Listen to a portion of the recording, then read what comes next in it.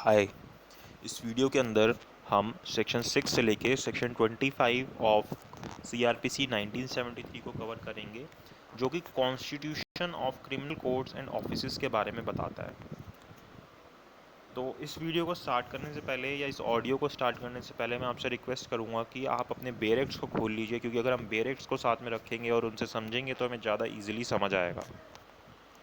अब अगर हम इसके स्टार्ट करें तो इस टॉपिक का नाम क्या है या इस चैप्टर का नाम क्या है, constitution of criminal courts and offices, कि किस तरीके से जो क्रिमिनल कोर्ट्स या ऑफिसेज होते हैं उनका कॉन्स्टिट्यूशन होता है, किस तरीके से वो बनते हैं। अगर हम हमारी कंट्री के अंदर कोर्ट्स का क्लासिफिकेशन देखें तो सबसे पहले सबसे ऊपर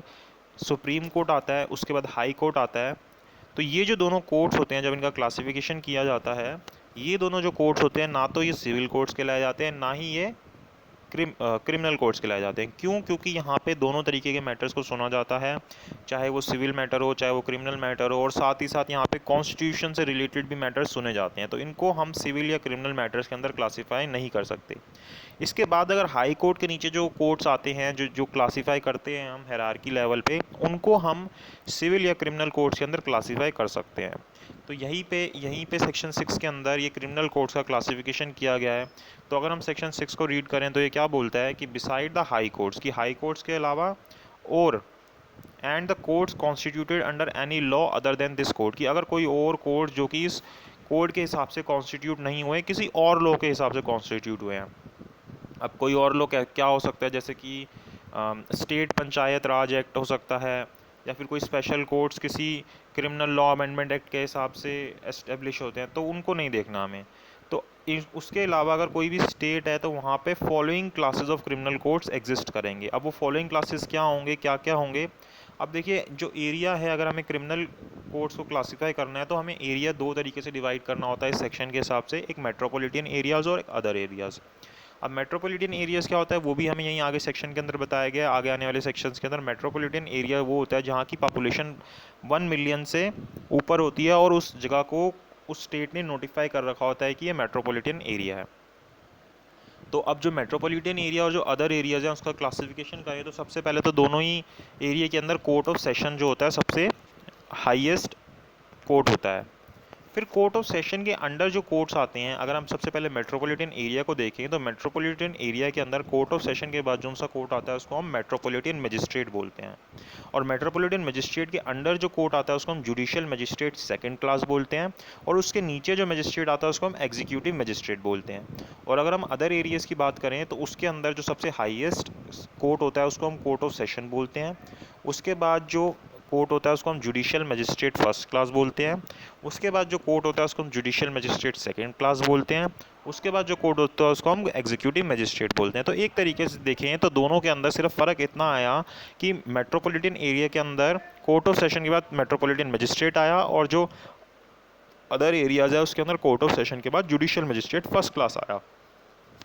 फ़र्क सिर्फ इतना ही है। यहाँ पे अगर हम थोड़ा सा और देख लें तो जो हमारा आर्टिकल 227 है कॉन्स्टिट्यूशन का, वो हमें ये भी बता देता है कि जो हमारे हाई कोर्ट्स होते हैं उनके उनके पास ये पावर होती है, या उनको ये पावर दी गई है कि जो भी उन कोर्ट्स या जो भी ट्रिब्यूनल्स उनके अंडर आएंगे, उनकी टेरिटरी के अंदर आएंगे, उसकी सुप्रिटेंडेंस पावर हाई कोर्ट के पास होगी, ताकि वो ये इंश्योर कर सकें कि जो केसेस हैं वो एक्सपीडिशियसली एंड प्रॉपरली डिस्पोज ऑफ हो सके। तो ये हमें इतना टोटल सेक्शन 6 के अंदर बताया गया। तो जो एग्जीक्यूटिव मजिस्ट्रेट यहाँ पे बताए गए, जो सबसे लोअर मजिस्ट्रेट बताए गए, वो एक तरीके से वो मजिस्ट्रेट होते हैं जो कि सिविल सर्विसेज के थ्रू आते हैं, और उनके पास एग्जीक्यूटिव से रिलेटेड काम होता है। एग्जीक्यूशन से रिलेटेड काम मतलब एडमिनिस्ट्रेटिव रिलेटेड काम होता है। कोई भी पुलिस से रिलेटेड या कोई भी एडमिनिस्ट्रेशन से रिलेटेड कोई भी काम होगा तो वो कंसर्न एग्जीक्यूटिव मजिस्ट्रेट के पास जाएगा, और अगर कोई भी जुडिशियल नेचर का काम होगा तो वो जुडिशियल मजिस्ट्रेट के पास जाएगा। तो ये सेक्शन 6 के अंदर इतना बताया गया। फिर अगर हम आए सेक्शन 7 के ऊपर तो ये टेरिटोरियल डिवीजन्स के बारे में बताता है। सब सेक्शन 1 बोलता है कि हर एक state, every state be a sessions division और shall consist of session divisions, की हर एक स्टेट के अंदर क्या होगा कि सेशन डिवीज़न के अंदर उसको क्लासीफाई कर रखा होगा, या फिर सेशन डिवीजन्स के अंदर एक से ज़्यादा सेशन डिवीजन्स के अंदर क्लासीफाई कर रखा होगा। एंड एवरी सेशंस डिवीज़न, और जो हर एक सेशन डिवीज़न होगा, shall for the purpose of this code be a district or consist of district, और हर एक सेशन डिवीज़न के अंदर डिस्ट्रिक्ट या तो एक डिस्ट्रिक्ट या फिर एक से ज़्यादा डिस्ट्रिक्ट्स आएंगी। लेकिन यहाँ पे प्रोविजियो के अंदर बताता है कि provided that every metropolitan area, अगर कोई एरिया मेट्रोपॉलिटन एरिया डिक्लेयर हो रखा है तो उसके लिए, उस पर्पस के लिए a separate session division and district, तो उसके लिए एक सेपरेट सेशन बना दिया जाएगा और उसके अंदर सिर्फ वही डिवीज़न वही डिस्ट्रिक्ट आएगी। उसके लिए एक, उसके अंदर एक या एक से ज़्यादा, मतलब एक से ज़्यादा डिस्ट्रिक्ट्स नहीं आएंगी। तो अगर कोई मेट्रोपॉलिटन एरिया होगा तो वहाँ आपके लिए सेपरेट सेशन डिवीज़न होगा। फिर यहाँ के सबसेक्शन 2 के अंदर बोलता है कि जो स्टेट गवर्नमेंट है वो क्या कर सकती है, may after consultation with the high court. तो ये ज़रूरी हो जाएगा कि जो स्टेट गवर्नमेंट है वो हाई कोर्ट की कंसल्टेशन ले कि क्या कर सकती है, alter the limits or the number of such divisions and district. तो ये जो नंबर ऑफ डिवीजन्स थी या फिर जो डिस्ट्रिक्ट्स थी इनको अल्टर कर सकती है या फिर कम या ज़्यादा कर सकती है, कि भाई कोई कोई डिवीज़न का एरिया बढ़ा सकती है, कोई डिस्ट्रिक्ट का एरिया बढ़ा सकती है, या फिर अगर कहीं पे एक दो डिस्ट्रिक्ट थी तो उनको मिला के एक कर सकती है। तो वो स्टेट गवर्नमेंट को पावर दी गई है। फिर जो स्टेट गवर्नमेंट है वो हाई कोर्ट की कंसल्टेशन से क्या कर सकती है कि डिवाइड एनी डिस्ट्रिक्ट इनटू सब डिवीजन्स, कि किसी डिस्ट्रिक्ट को और सब डिवीजन्स के अंदर डिवाइड कर सकती है and may alter the limits or the number of such limits, और क्या कर सकती है कि जो वो जो सब डिवीजन्स हैं उनको अल्टर कर सकती है, उनके नंबर्स को या फिर उनकी लिमिट्स को। फिर सबसेक्शन 4 बोलता है कि द सेशन डिवीजन्स, जो सेशन डिवीजन्स हुए हैं डिस्ट्रिक्ट्स एंड सब divisions existing in a state at the commencement of this code, कि जो भी सेशन डिवीजन्स या जो भी डिस्ट्रिक्ट्स या भी सब डिवीजन्स एग्जिस्ट करते थे, कब, जब ये कोड स्टार्ट हुआ, जब भी ये कोड एग्जिस्टेंस के अंदर आया, कमेंस हुआ, तो मतलब कि जो भी प्री एग्जिस्टिंग सेशन डिवीजन्स या डिस्ट्रिक्ट या सब डिवीजन्स थे उनको हम ये मानेंगे कि वो इसी कोड के अंदर फॉर्म हुए हैं। अब हमें दोबारा से नए डिवीजन्स या फिर नए वो करने की ज़रूरत नहीं है, जो पहले से चले आ रहे हैं उन्हीं को हम मान लेंगे।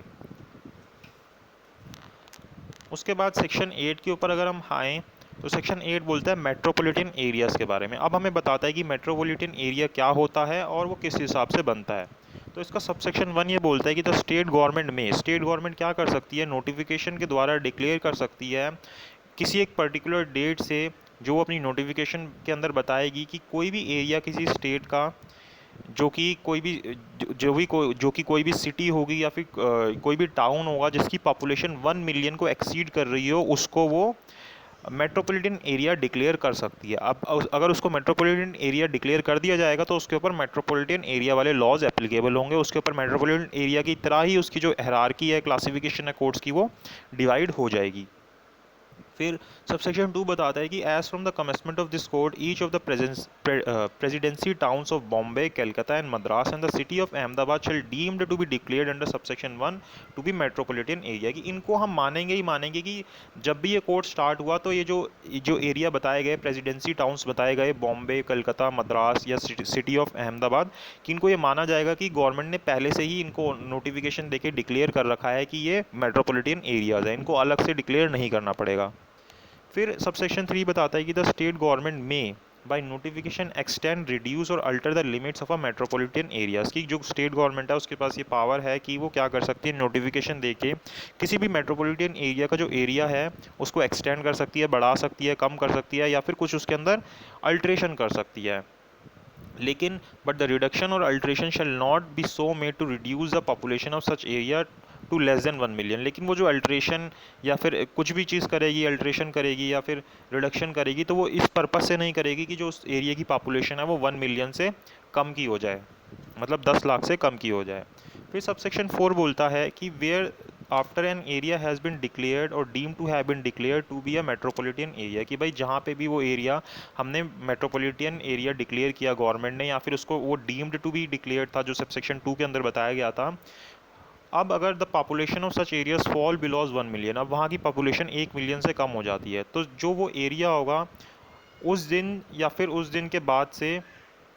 जो भी गवर्नमेंट बताएगी अपनी नोटिफिकेशन के अंदर cease to be a metropolitan area, अब वो टर्मिनेट हो जाएगा, वो ख़त्म हो जाएगा मेट्रोपॉलिटन एरिया कहलाने से। But not withstanding such cesser, लेकिन उस टर्मिनेशन के कारण any inquiry, trial or appeal pending immediately before such cesser, अगर कोई भी इंक्वायरी, कोई भी ट्रायल या कोई भी अपील पेंडिंग थी उस टर्मिनेशन होने से पहले, उस एरिया की मेट्रोपॉलिटन एरिया कहलाने से पहले, before any court of magistrate, magistrate के सामने in such area shall continue to deal with under this court. तो वो अभी भी वो जो इंक्वायरी ट्रायल या अपील चल रही है वो अभी भी उसी मजिस्ट्रेट के सामने चलती रहेगी, as if such cesser had not taken place, उसी तरीके से जैसे वो पहले चलती कि भाई जिस तरीके से ये सीजर जब ये टर्मिनेशन जब था, जब ये हुआ नहीं था, तो उससे पहले जिस तरीके से वो प्रोसीडिंग चल रही थी, अब जो अपील चल रही थी, ट्रायल चल रहा था, मजिस्ट्रेट या इंक्वायरी चल रही थी, वो उसी तरीके से चलती रहेगी। फिर इसके सबसेक्शन 5 के अंदर बताता है कि where the state government reduces or alters under subsection 3, की अगर स्टेट गवर्नमेंट जो हमने सबसेक्शन 3 पढ़ा था उसके हिसाब से अगर कोई अल्ट्रेशन करती है, रिडक्शन करती है, तो the limits of any metropolitan area such reduction or alteration shall not affect any, तो उस अल्ट्रेशन या उस रिडक्शन के कारण किसी भी इंक्वायरी, ट्रायल या फिर अपील के ऊपर कोई भी इफेक्ट नहीं आएगा। जैसे हमने सबसेक्शन 4 के अंदर पढ़ा वैसे ही सबसेक्शन 5 के अंदर भी कोई इफेक्ट नहीं आएगा। फिर उसके बाद हम कोर्ट ऑफ सेशन देखते हैं। सेक्शन 9 के अंदर बताया गया कोर्ट ऑफ सेशन के रिगार्डिंग जो प्रोविजंस हैं, इसके अंदर बताता है कि जो स्टेट गवर्नमेंट है, तो स्टेट गवर्नमेंट को ये पावर दी गई है कि वो क्या कर सकती है, shall establish a court of session for every session division, की हर एक सेशन डिवीज़न के लिए जो स्टेट गवर्नमेंट है वो क्या करेगी, एस्टेब्लिश करेगी कोर्ट ऑफ सेशन को।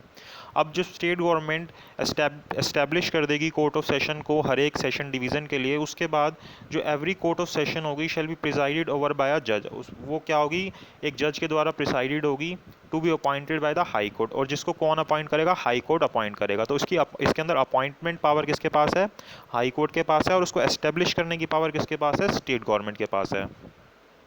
फिर उसके बाद सबसेक्शन 3 बोलता है कि the high court also has the power to appoint additional session जजेस एंड असिस्टेंट सेशन जजेस to exercise jurisdiction in a court of session. High court के पास ये पावर भी है कि वो एडिशनल सेशन जजेस और असिस्टेंट सेशन जजेस को अपॉइंट कर सकती है, जो कि कोर्ट ऑफ सेशन को अपनी जुरिडिक्शन को एक्सरसाइज करने के अंदर हेल्प करेंगे।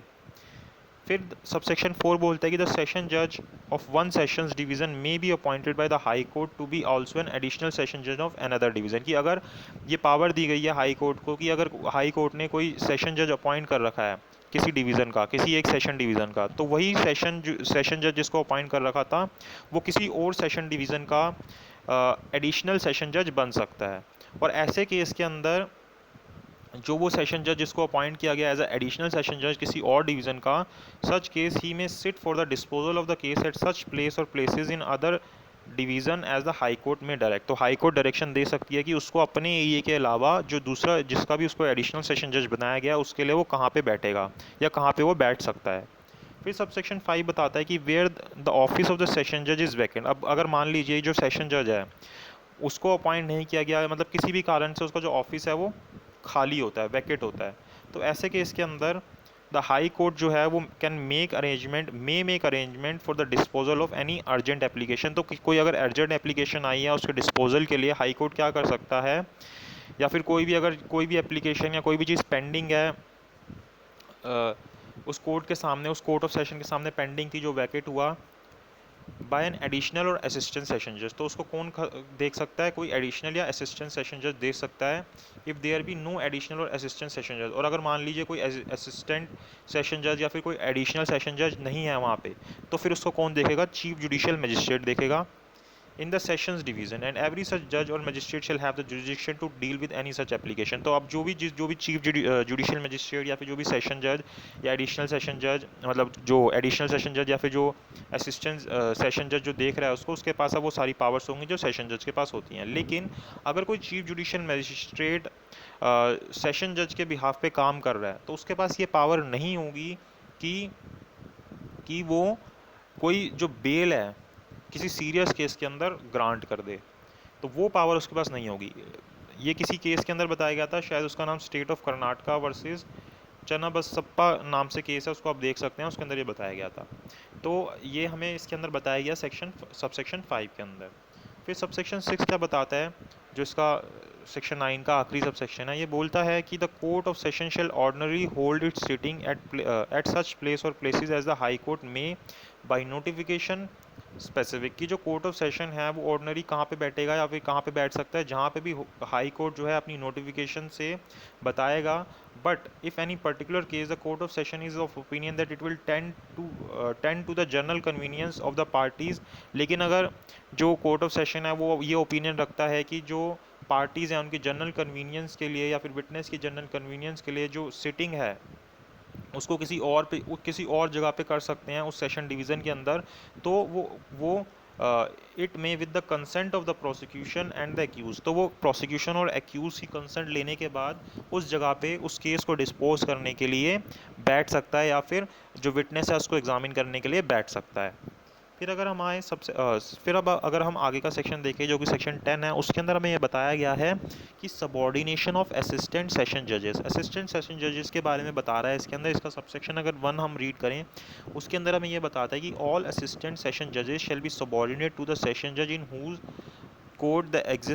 एक्सरसाइज जुरिसडिक्शन, की जो भी असिस्टेंट सेशन जजेस अपॉइंट होंगे वो सारे क्या होंगे, सबॉर्डिनेट होंगे उस सेशन जज के, जिस भी सेशन जज के अंडर वो अपनी जुरिसडिक्शन को एक्सरसाइज कर रहा है। कौन? असिस्टेंट सेशन जज।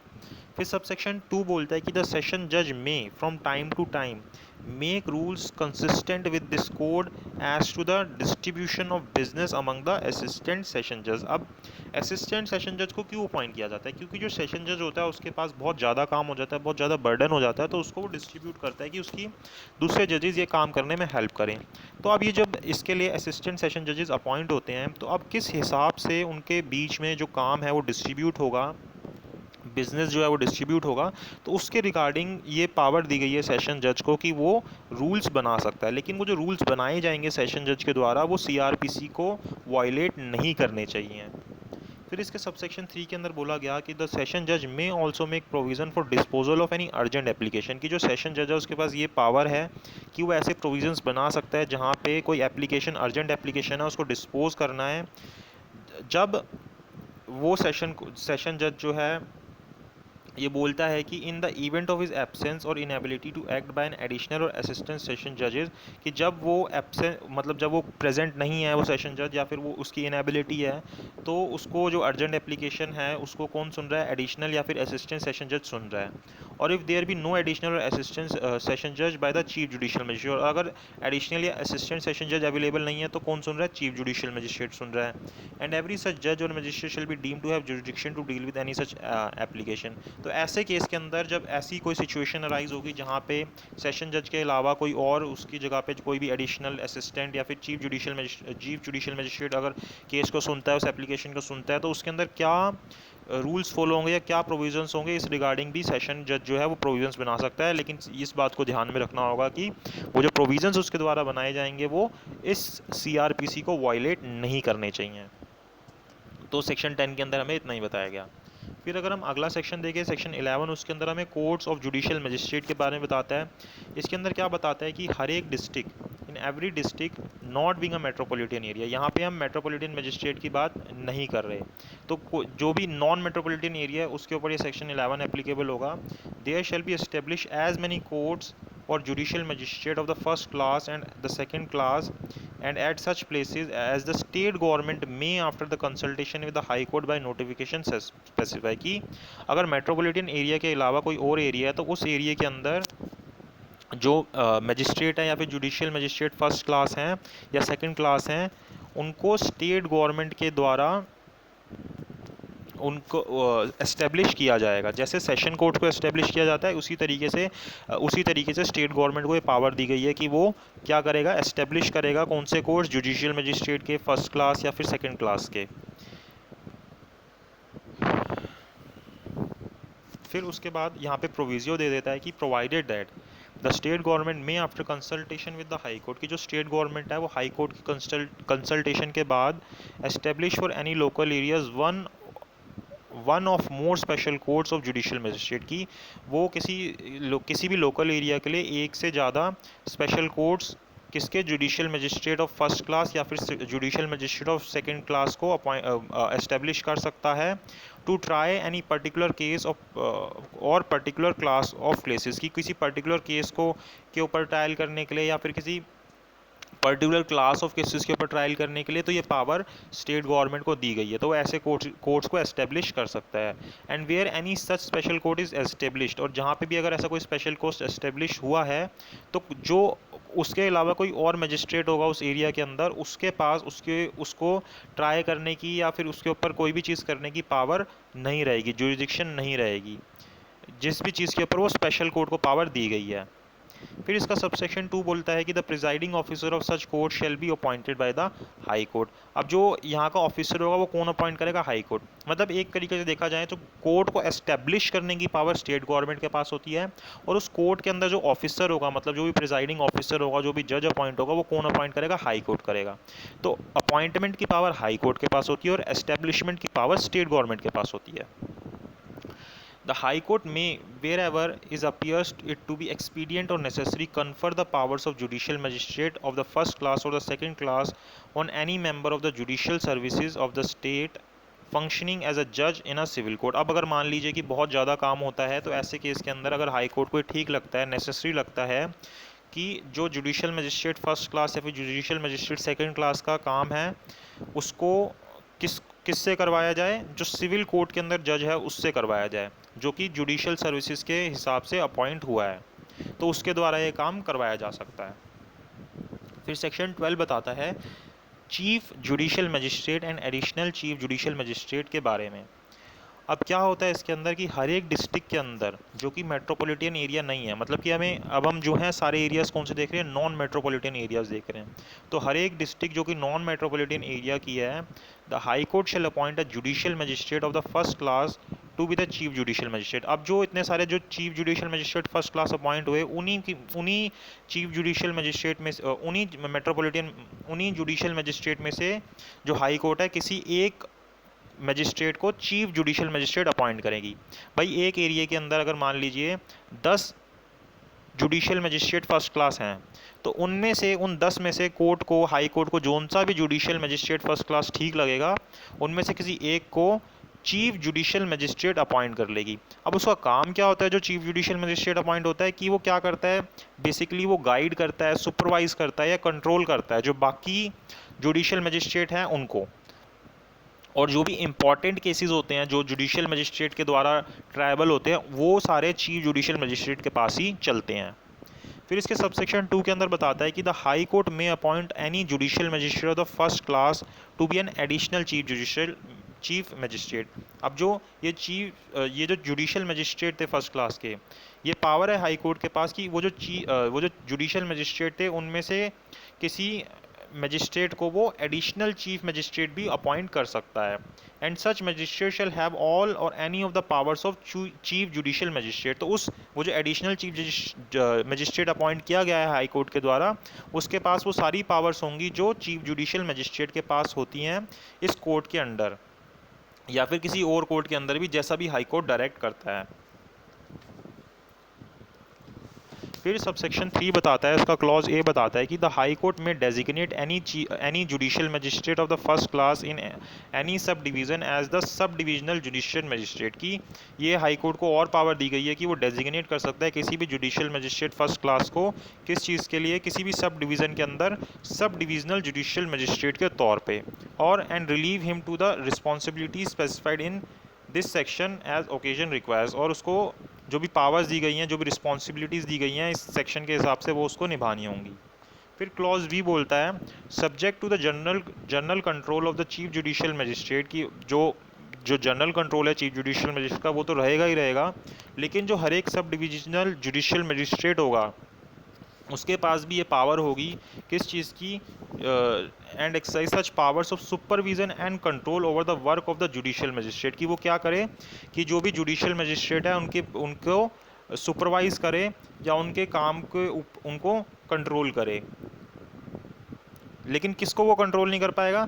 जो एडिशनल चीफ जुडिशियल मजिस्ट्रेट है या चीफ जुडिशियल मजिस्ट्रेट को वो नहीं देखेगा। In the sub division as the high court may by general or special order specify in this behalf. जो sub divisional judicial magistrate appoint किया तो उसके पास भी ये पावर्स होंगी किस चीज़ की? कि वो कंट्रोल कर सके और सुपरवाइज कर सके जो भी जुडिशियल मजिस्ट्रेट उनके अंदर आ रहे हैं उनके काम को। फिर अगर हम सेक्शन 13 देखें तो वो स्पेशल जुडिशियल मजिस्ट्रेट्स के बारे में बताता है कि स्पेशल जुडिशियल मजिस्ट्रेट क्या होते हैं। इसके अंदर सबसे पहले तो जो इनका अपॉइंटमेंट होता है वो कौन करता है? हाई कोर्ट करता है, ना कि स्टेट गवर्नमेंट करती है। तो अगर हम इसको पढ़ें तो इसके अंदर क्या लिखा है कि द हाई कोर्ट में, तो हाई कोर्ट क्या कर सकता है? अगर सेंट्रल या स्टेट गवर्नमेंट उससे रिक्वेस्ट करती है, confer upon any person who holds or has held any post under the government, की कोई भी व्यक्ति जो कि कोई भी पोस्ट होल्ड कर रहा है गवर्नमेंट के under, all or any of the powers conferred और कन्फर्डेबल बाय और under this code on a judicial magistrate, कि जो भी पावर्स एक जुडिशियल मजिस्ट्रेट को होती हैं इस एक्ट के हिसाब से, इस कोड के हिसाब से, तो वो पावर्स उस गवर्नमेंट के एम्प्लॉय को दे दी जाए जो कि गवर्नमेंट के अंडर काम कर रहा है, of the first class or the second class in respect of particular case or to particular classes of case. लेकिन वो किस चीज़ के लिए दी जाए, किसी पर्टिकुलर केस को देखने के लिए या फिर किसी पर्टिकुलर क्लासेस ऑफ केसेस को देखने के लिए किसी एक लोकल एरिया के अंदर, और ये मेट्रोपॉलिटन एरिया के अंदर नहीं हो सकता, वो एरिया जो है मेट्रोपॉलिटन एरिया नहीं हो सकता। तो ये हमें इसके अंदर बताया गया।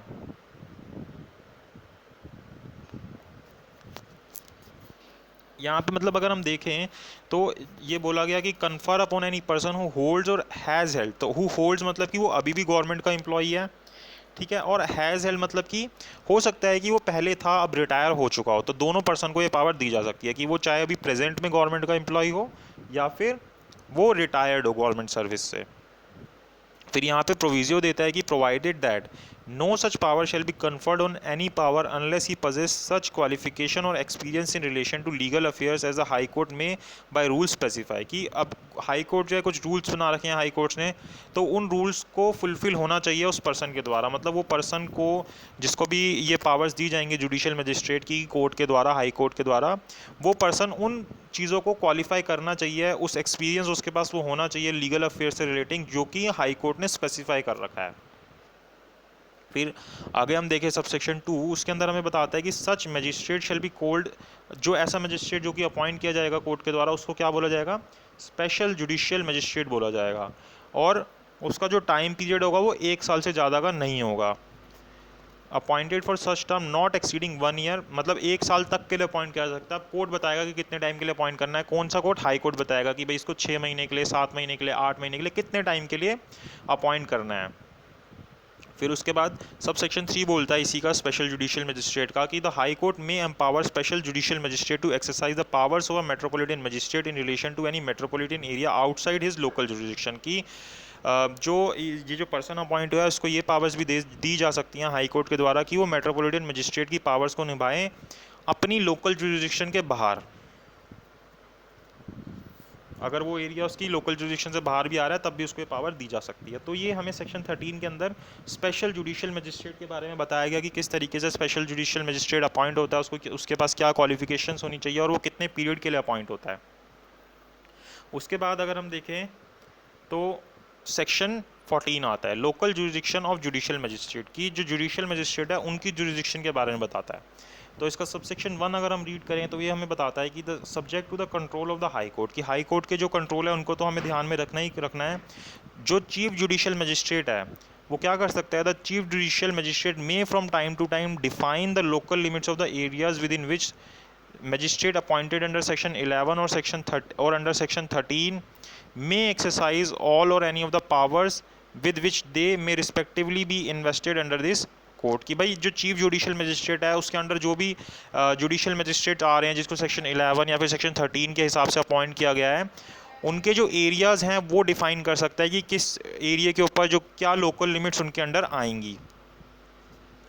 यहाँ पे प्रोविज़न भी देता है, provided that the court of special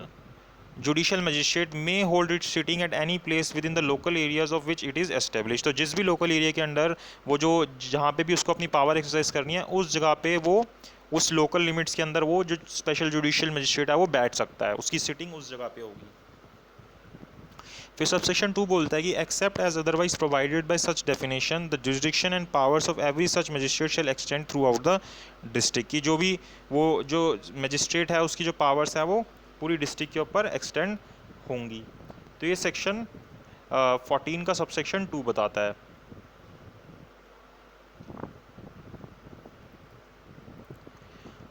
subsection 3 को देखते हैं। सबसेक्शन 3 क्या बताता है कि where the local jurisdiction of a magistrate appointed under section 11 और सेक्शन 13 और सेक्शन 18, की जो भी लोकल जुरिडिक्शन है एक मजिस्ट्रेट की जो सेक्शन 11 या सेक्शन 13 या सेक्शन 18 के हिसाब से अपॉइंट हुआ है, extends to an area beyond the district, और वो जो उसकी जुरिडिक्शन है वो किसी एक डिस्ट्रिक्ट से ज़्यादा एरिया को एक्सटेंड कर रही है या फिर किसी मेट्रोपॉलिटन एरिया से ज़्यादा एक्सटेंड कर रही है, तो एज अ केस में भी इन विच ही ऑर्डनरली होल्ड्स कोर्ट, जहाँ पे भी वो अपने कोर्ट को होल्ड कर रहा है Any reference in this code to the court of session, chief judicial magistrate or the chief metropolitan magistrate shall, in relation to such magistrate throughout the area within his local jurisdiction, be construed unless the context otherwise requires as reference to the court of session, chief judicial magistrate or chief metropolitan magistrate as the case may be, exercising jurisdiction in relation to the said district or metropolitan area। तो यहाँ पे क्या बोल रहा है कि अगर कोई भी मजिस्ट्रेट जिसको सेक्शन 11, सेक्शन 13 या सेक्शन 18 के हिसाब से अपॉइंट किया गया है और उसकी जो लोकल जुरिडिक्शन है वो एक डिस्ट्रिक्ट से ज़्यादा की हो रही है या फिर एक मेट्रोपॉलिटन एरिया से ज़्यादा की हो रही है जिसके लिए उसको अपॉइंट किया गया था, तो जब भी उसके सेशन कोर्ट को या चीफ जुडिशियल मजिस्ट्रेट या फिर चीफ मेट्रोपॉलिटन मजिस्ट्रेट की बात की जाएगी तो ऐसा मान लिया जाएगा कि वो जो कोर्ट ऑफ सेशन या चीफ जुडिशियल मजिस्ट्रेट या चीफ मेट्रोपॉलिटन मजिस्ट्रेट था उसके पास भी वो सारा एरिया उसके अंडर आ रहा है, जितना उसके अंडर आ रहा है वो सारा एरिया भी उसके अंडर आ जाएगा, जो कि उसकी लोकल जुरिडिक्शन से बाहर जा रहा है वो सारा एरिया भी उन चीफ जुडिशियल मजिस्ट्रेट या फिर जो कोर्ट ऑफ सेशन या फिर जो चीफ मेट्रोपॉलिटन मजिस्ट्रेट है उसके पास आ जाएगा। तो इस तरीके से ये चीज़ इंश्योर हो जाएगी एक तरीके से कि जो ये जो कोर्ट है वो उस सेशन कोर्ट का या चीफ जुडिशियल मजिस्ट्रेट का या चीफ मेट्रोपॉलिटन कोर्ट का सबॉर्डिनेट है, क्योंकि अगर मान लीजिए कि कोई एरिया ऐसा है जो उसकी लोकल जुरिडिक्शन से बाहर जा रहा है तो फिर वो तो बोलेगा कि जो कोर्ट ऑफ सेशन है कि आपके पास तो उस एरिया की पावर ही नहीं है तो यहाँ पे तो मैं जो मर्जी करूँ। तो इस चीज़ को इंश्योर करने के लिए इस सब सेक्शन 3 को डाला गया। फिर अब हम आते हैं सेक्शन 15 के ऊपर, सबॉर्डिनेशन ऑफ जुडिशियल मजिस्ट्रेट की जो जुडिशियल मजिस्ट्रेट है उनकी सबॉर्डिनेशन के बारे में बताया गया। तो सब सेक्शन 1 बोलता है कि एवरी चीफ जुडिशियल मजिस्ट्रेट की जो हर एक चीफ जुडिशियल मजिस्ट्रेट होगा shall be subordinated to the session जज, वो क्या होगा सेशन जज के सबॉर्डिनेट होगा, उससे नीचे आएगा। And every other judicial magistrate, और हर एक इसके अलावा जो भी जुडिशियल मजिस्ट्रेट होगा shall subject to the general control of session judge be subordinate to the chief judicial magistrate, और इसके अलावा जो भी जुडिशियल मजिस्ट्रेट होंगे वो क्या होंगे चीफ जुडिशियल मजिस्ट्रेट के सबऑर्डिनेट होंगे, लेकिन उनके ऊपर सेशन कोर्ट का भी कंट्रोल रहेगा।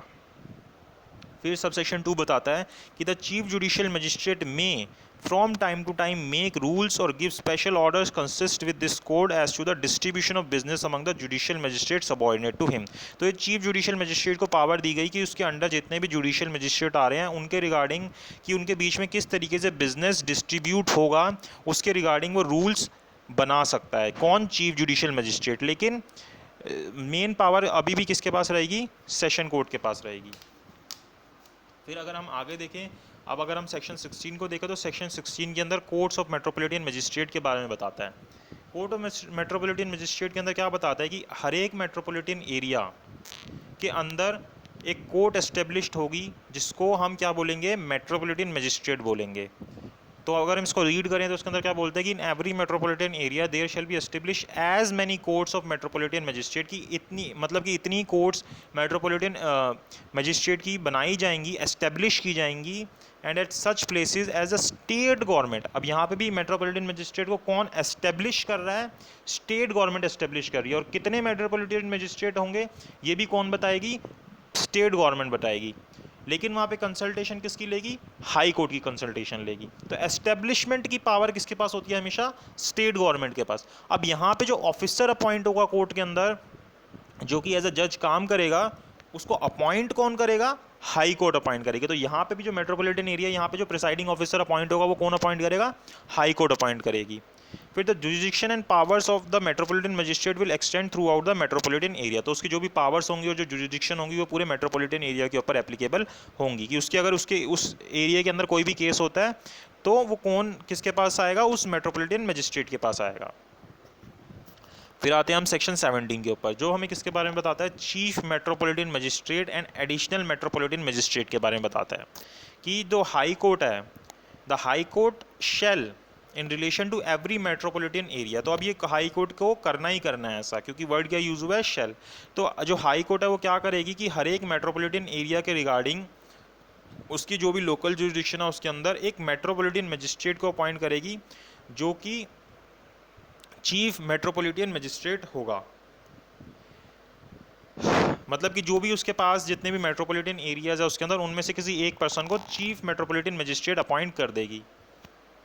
फिर इसका सबसेक्शन 2 बोलता है कि the high court may appoint any metropolitan magistrate to be additional chief metro. अब उन्हीं में से जो मेट्रोपॉलिटन मजिस्ट्रेट थे उन्हीं में से किसी को एडिशनल चीफ मेट्रोपॉलिटन मजिस्ट्रेट भी अपॉइंट कर देगी, और जो भी मजिस्ट्रेट होंगे उसके पास वो सारी पावर्स होंगी जो चीफ मेट्रोपॉलिटन मजिस्ट्रेट के पास होंगी। ये जो additional chief metropolitan magistrate appoint किया इसके पास वो सारी पावर्स होंगी जो चीफ मेट्रोपॉलिटन मजिस्ट्रेट के पास होंगी। फिर सेक्शन 18 के ऊपर आए तो स्पेशल जुडिशियल मजिस्ट्रेट के बारे में बताता है, जो अभी हमने पीछे देखे थे इसके बारे में बताता है। तो इसके बारे में क्या बताता है कि जो हाई कोर्ट है वो सेंट्रल गवर्नमेंट या स्टेट गवर्नमेंट की रिक्वेस्ट के ऊपर किसी भी व्यक्ति को जो कि स्टेट गवर्नमेंट का एम्प्लॉय था या फिर स्टेट गवर्नमेंट की या सेंट्रल गवर्नमेंट की सर्विसेज के अंदर था या फिर है, उसको वो सारी पावर्स दे सकती हैं जो एक जुडिशियल मजिस्ट्रेट के पास होती हैं। और इसका सबसेक्शन 2 बोलता है कि the magistrate shall be called special judicial magistrate. तो उस मजिस्ट्रेट को हम क्या बोलेंगे? स्पेशल जुडिशियल मजिस्ट्रेट बोलेंगे, जो कि हाई कोर्ट के द्वारा अपॉइंट हुआ और उसके पास जो पावर होंगी, जो वो अपॉइंट हुआ होगा वो 1 साल से ज़्यादा के लिए अपॉइंट नहीं हुआ होगा। फिर the high court may empower special judicial magistrate to exercise the powers of metropolitan magistrate in relation to any metropolitan area outside his local jurisdiction. तो इस चीज़ को हम देख चुके हैं। फिर सेक्शन 19 के ऊपर आते हैं, वो क्या बताता है? सबॉर्डिनेशन ऑफ मेट्रोपॉलिटन मजिस्ट्रेट के बारे में बताता है कि the chief metropolitan magistrate and every additional chief metropolitan magistrate shall be subordinate to the session जज। की हर एक जो CMM या फिर जो भी ACMM अपॉइंट हुआ होगा वो क्या होगा? सेशन जज के सबॉर्डिनेट होगा। और हर एक metropolitan magistrate and every other metropolitan magistrate shall subject to the general control of session जज be subordinate to the chief metropolitan magistrate. और उसके अलावा जितने भी MM होंगे वो सारे किसके सबॉर्डिनेट होंगे? CMM के सबॉर्डिनेट होंगे, लेकिन उनके ऊपर सेशन कोर्ट का जो रूल है वो चलता रहेगा, मतलब सेशन कोर्ट के पास भी उनकी पावर होगी। फिर जो हाई कोर्ट है, for the purpose of this court define the extent of the subordination if any of the additional CMM to the chief metropolitan magistrate. तो वो बताएगा कि किस हिसाब से पावर होंगी या कितने एक्सटेंट तक सबॉर्डिनेशन होगी ACMM की CMM के अंडर। कौन बताएगा? हाई कोर्ट बताएगा। फिर जो CMM होगा टाइम टू टाइम वो रूल्स बना सकता है या स्पेशल ऑर्डर्स दे सकता है जिसके अंदर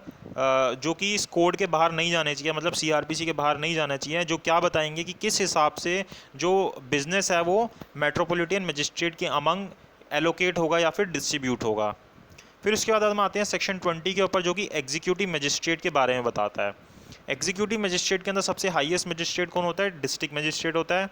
और डिस्ट्रिक्ट मजिस्ट्रेट के साथ ही एडिशनल डिस्ट्रिक्ट मजिस्ट्रेट भी अपॉइंट किए जा सकते हैं, जिसके अंडर सब डिविजनल मजिस्ट्रेट आएंगे। और उसके अंडर कौन आएंगे? एग्जीक्यूटिव मजिस्ट्रेट और स्पेशल एग्जीक्यूटिव मजिस्ट्रेट। तो इसके अंदर क्या बताता है कि हर एक डिस्ट्रिक्ट के अंदर या फिर हर एक मेट्रोपॉलिटन एरिया के अंदर जो स्टेट गवर्नमेंट है उसको जितने भी ठीक लगेंगे वो क्या करेगी? अपॉइंट करेगी। अब यहाँ पे जो ये जब एग्जीक्यूटिव मजिस्ट्रेट की बात आ रही है, जो स्टेट गवर्नमेंट अपॉइंट करेगी, तो यहाँ पे जब एग्जीक्यूटिव मजिस्ट्रेट अपॉइंट होंगे तो उनको कौन अपॉइंट करेगा? स्टेट गवर्नमेंट अपॉइंट करेगी। लेकिन जब कोई भी जुडिशियल मजिस्ट्रेट अपॉइंट हो रहे थे तो उनको कौन अपॉइंट कर रहा था? हाई कोर्ट अपॉइंट कर रही थी। वहाँ पे स्टेट गवर्नमेंट उनको एस्टेब्लिश कर रही थी और अपॉइंट कौन कर रहा था? High court. यहाँ पे अपॉइंटमेंट किसके हाथों में है? स्टेट गवर्नमेंट के हाथों में है। अब जो उन्होंने एग्जीक्यूटिव मजिस्ट्रेट अपॉइंट किए, बहुत सारे जो भी एग्जीक्यूटिव मजिस्ट्रेट अपॉइंट किए जिन भी डिस्ट्रिक्ट्स के हिसाब से स्टेट गवर्नमेंट है, उनमें से किसी एक को वो क्या करेगी? डिस्ट्रिक्ट मजिस्ट्रेट बना देगी। फिर इसका सबसेक्शन 2 बोलता है कि the state government may appoint any executive magistrate to be, और उन्हीं में किसी एग्जीक्यूटिव मजिस्ट्रेट में से किसी मजिस्ट्रेट को एडिशनल डिस्ट्रिक्ट मजिस्ट्रेट बना देगी। And such magistrate shall have the powers of district magistrate, और उस एडिशनल डिस्ट्रिक्ट मजिस्ट्रेट के पास वो सारी पावर्स होंगी जो एक डिस्ट्रिक्ट मजिस्ट्रेट के पास होती हैं। Whenever in consequence of the office of the district magistrate became vacant, जब भी कोई भी ऑफिस डिस्ट्रिक्ट मजिस्ट्रेट का वैकेंट हो जाएगा, any officer succeeds temporarily to the executive administration of the district, तो कोई भी जो ऑफिसर उसके सबॉर्डिनेट था उसके पास वो सारी एग्जीक्यूटिव एडमिनिस्ट्रेशन पावर्स आ जाएंगी उस डिस्ट्रिक्ट के रिगार्डिंग। फिर अगर हम सबसेक्शन 4 को देखें, वो बोलता है कि the state government may place any executive magistrate in charge of sub division and may relieve him to be charge as occasion requires, and the magistrate so places in charge of sub division shall be called the sub divisional magistrate. तो वो किसी भी व्यक्ति को, जो state government है, किसी भी एग्जीक्यूटिव मजिस्ट्रेट को उस सब डिवीज़न का क्या बना सकती है? सब डिविजनल मजिस्ट्रेट बना सकती है। फिर इसके अंदर सबसेक्शन 4A को ऐड किया गया। ये क्या बोलता है कि द स्टेट गवर्नमेंट में by general or special order, की जो स्टेट गवर्नमेंट है अपने जनरल या किसी स्पेशल ऑर्डर से subject to such control and directions as it may deem fit impose delegates its power under subsection 4 to the district magistrate। तो ये जो subsection 4 की पावर है सब डिविजनल मजिस्ट्रेट की, वो स्पेशल या फिर किसी नोटिफिकेशन के द्वारा, किसी डायरेक्शंस के द्वारा डिस्ट्रिक्ट मजिस्ट्रेट को सारी पावर्स दे सकती है। फिर सबसेक्शन 4 बोलता है कि nothing in this section shall be percolate the state government, की ये जो हमने सेक्शंस पढ़े हैं, ये कोई भी जो सेक्शन है स्टेट गवर्नमेंट को रोकेगा नहीं किस चीज़ से, from conferring under any law for the time being in force on a commissioner of police or all or any of the powers of the executive magistrate in relation to metropolitan area। की ये जो sections हैं ये किसी भी तरीके से state government को परकुलेट नहीं करेंगे किस चीज़ से, all or any of the powers of any executive magistrate in relation to metropolitan areas, कि in the prevalence that the commissioner of the police in sub metropolitan areas are conferred with some magisterial powers, की जो commissioner of police होगा उसके पास ही जो भी powers हैं उस regarding वो दे दी जाएंगी, जो भी एग्जीक्यूटिव रिगार्डिंग पावर है कि वो एग्जीक्यूटिव फंक्शंस को डिस्चार्ज कर सकता है। तो ये सबसेक्शन 5 के अंदर बताया गया कि जो कमिश्नर ऑफ पुलिस है उसके पास भी एग्जीक्यूटिव मजिस्ट्रेट की पावर्स हो सकती हैं। फिर हम आते हैं सेक्शन 21 के ऊपर, जो कि हमें स्पेशल एग्जीक्यूटिव मजिस्ट्रेट के बारे में बताता है कि जो the state government may appoint for such term as it may think, जैसे वहाँ पे स्पेशल जुडिशियल मजिस्ट्रेट अपॉइंट हुआ था, उसी तरीके से यहाँ पे स्टेट गवर्नमेंट को ये पावर दी गई है कि वो क्या अपॉइंट कर सकती है, स्पेशल एग्जीक्यूटिव मजिस्ट्रेट अपॉइंट कर सकती है किसी पर्टिकुलर एरिया के अंदर कोई पर्टिकुलर काम करने के लिए, जो भी गवर्नमेंट को ठीक लगेंगे उसके हिसाब से। फिर उसके बाद सेक्शन 22 को देखें तो local jurisdiction of executive magistrate के बारे में बताता है कि ये ड्यूटी बनती है जो डिस्ट्रिक्ट मजिस्ट्रेट है उसकी, कि वो अपने लोकल लिमिट्स को डिफाइन करे कि किस एग्जीक्यूटिव मजिस्ट्रेट के पास कितनी लोकल एरियाज़ होंगे जिसके अंदर उसको अपनी पावर एक्सरसाइज करनी होंगी। और जो इसका सबसेक्शन 2 है वो बताता है except as otherwise provided by such definition the jurisdiction and powers of every such magistrate shall be extend through out the district. तो उसकी जो पावर है जो एग्जीक्यूटिव मजिस्ट्रेट है उसकी कहाँ तक एक्सटेंड होगी, उसकी जो भी डिस्ट्रिक्ट है पूरी उसके अंदर एक्सटेंड होंगी, या तो उस डेफिनेशन के अंदर बता दे या फिर उसकी जो पावर है वो पूरी डिस्ट्रिक्ट के अंदर एक्सटेंड होंगी। फिर अगर हम आए सेक्शन 23 के ऊपर, जो सबॉर्डिनेशन ऑफ एग्जीक्यूटिव मजिस्ट्रेट के बारे में बताता है कि हर एक जो भी एग्जीक्यूटिव मजिस्ट्रेट होगा वो किसके सबॉर्डिनेट होगा, डिस्ट्रिक्ट मजिस्ट्रेट के सबॉर्डिनेट होगा। और जो भी एग्जीक्यूटिव मजिस्ट्रेट अपनी पावर्स को यूज़ कर रहे होंगे कि अपनी सब डिवीज़न के अंदर, वो किसके सबॉर्डिनेट होंगे, जो भी स्पेशल डिविजनल मजिस्ट्रेट है उसके अंडर होंगे। तो ये सेक्शन 23 सब सेक्शन 1 के अंदर बताया गया। फिर आते हैं हम सब सेक्शन 2 के ऊपर, तो इसके अंदर क्या बताता है कि जो सब सेक्शन 2 के अंदर क्या बताता है कि the district magistrate from time to time, की जो डिस्ट्रिक्ट मजिस्ट्रेट है वो टाइम टू टाइम क्या कर सकता है। सेक्शन 23 के अंदर हमें क्या बता रहा है कि सबॉर्डिनेशन ऑफ एग्जीक्यूटिव मजिस्ट्रेट के बारे में बता रहा है कि जो सारे एग्जीक्यूटिव मजिस्ट्रेट होंगे, अगर हम एडिशनल डिस्ट्रिक्ट मजिस्ट्रेट को छोड़ दें तो वो सारे के सारे क्या होंगे, डिस्ट्रिक्ट मजिस्ट्रेट के सबऑर्डिनेट होंगे। तो हमने ये देख लिया। इसके बाद सबसेक्शन 2 के अंदर देखते हैं कि जो डिस्ट्रिक्ट मजिस्ट्रेट होता है वो टाइम टू टाइम क्या कर सकता है, रूल्स बना सकता है या स्पेशल ऑर्डर दे सकता है किस रिगार्डिंग, कि जो बिज़नेस जो भी काम जो डिस्ट्रीब्यूट होना है एग्जीक्यूटिव मजिस्ट्रेट के बीच में, जो कि उसके सबऑर्डिनेट एग्जीक्यूटिव मजिस्ट्रेट्स हैं उनके बीच में वो किस तरीके से डिस्ट्रीब्यूट होगा उस रिगार्डिंग वो रूल्स बना सकता है या फिर स्पेशल ऑर्डर्स दे सकता है। फिर आते हैं हम सेक्शन 24 के ऊपर, ये पब्लिक प्रोसिक्यूटर के बारे में बताता है। ये बहुत ही इंपॉर्टेंट सेक्शन है। अब देखिए पब्लिक प्रोसिक्यूटर क्या होता है या कौन होता है, उससे पहले हमें ये समझना ज़रूरी है कि अगर एक कोई भी क्राइम होता है तो क्राइम क्या होता है, वो सिर्फ उस विक्टिम के अगेंस्ट नहीं हो रहा होता, वो पूरी सोसाइटी के अगेंस्ट हो रहा होता है। तो इसी रीज़न की वजह से जो स्टेट गवर्नमेंट होती है वो सबके बिहाफ पे एक वकील को अपॉइंट करती है जिसको हम पब्लिक प्रोसिक्यूटर बोलते हैं, ताकि वो कलेक्टिवली सबके इंटरेस्ट के अंदर लड़े। और जो पब्लिक प्रोसिक्यूटर होता है वो कभी भी किसके बिहाफ पे नहीं आता कोर्ट के सामने, एक्यूज के बिहाफ पे कभी भी कोर्ट के सामने नहीं आता। फिर आगे अगर हम देखें तो अगर हम इस सेक्शन को रीड करें सेक्शन 24 को, इसके अंदर क्या बोलता है कि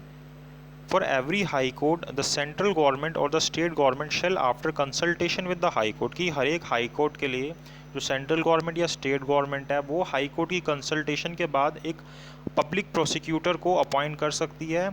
and may also appoint one or more additional public prosecutor, और एडिशनल पब्लिक प्रोसिक्यूटर को भी अपॉइंट कर सकती है। किस चीज़ के लिए? For conducting in such court any prosecution, appeal or other proceeding on behalf of central government or state government, की अगर सेंट्रल या स्टेट गवर्नमेंट के बिहाफ पे कोई भी प्रोसिक्यूशन, कोई भी अपील या कोई भी प्रोसीडिंग चलेगी तो उसको कौन देखेगा? वो पब्लिक प्रोसिक्यूटर या फिर एडिशनल पब्लिक प्रोसिक्यूटर देखेगा। The central government may appoint one or more public prosecutor for the purpose of conducting any case और class of cases in any district और लोकल एरियाज़ की जो सेंट्रल गवर्नमेंट है वो कितने भी पब्लिक प्रोसिक्यूटर्स को अपॉइंट कर सकती हैं जो कि उसको ठीक लगते हैं, किसी पर्टिकुलर क्लास ऑफ केसेस को लड़ने के लिए या फिर किसी पर्टिकुलर केस को लड़ने के लिए, और वो किस एरिया के अंदर अपॉइंट कर सकते हैं? किसी डिस्ट्रिक्ट या लोकल एरियाज़ के अंदर भी अपॉइंट हो सकते हैं। सबसेक्शन 1 के अंदर हमें हाई कोर्ट के बारे में बताया गया और सबसेक्शन 2 के अंदर हमें डिस्ट्रिक्ट या फिर लोकल एरिया के बारे में बताया गया। फिर सबसेक्शन 3 बोलता है कि फॉर एवरी डिस्ट्रिक्ट, हर एक डिस्ट्रिक्ट के लिए जो स्टेट गवर्नमेंट होगी, shall appoint public prosecutor and may also appoint one or more additional public prosecutor. तो यहाँ पे हमें स्टेट गवर्नमेंट के बारे में बता रहा है कि पहले हमें सेंट्रल गवर्नमेंट के बारे में बताया गया या फिर स्टेट गवर्नमेंट के बारे में बताया गया, अब यहाँ पे हमें सिर्फ स्टेट गवर्नमेंट के बारे में बता रहा है कि जो स्टेट गवर्नमेंट है हर एक डिस्ट्रिक्ट के लिए पब्लिक प्रोसिक्यूटर या फिर एडिशनल पब्लिक प्रोसिक्यूटर को अपॉइंट कर सकती है।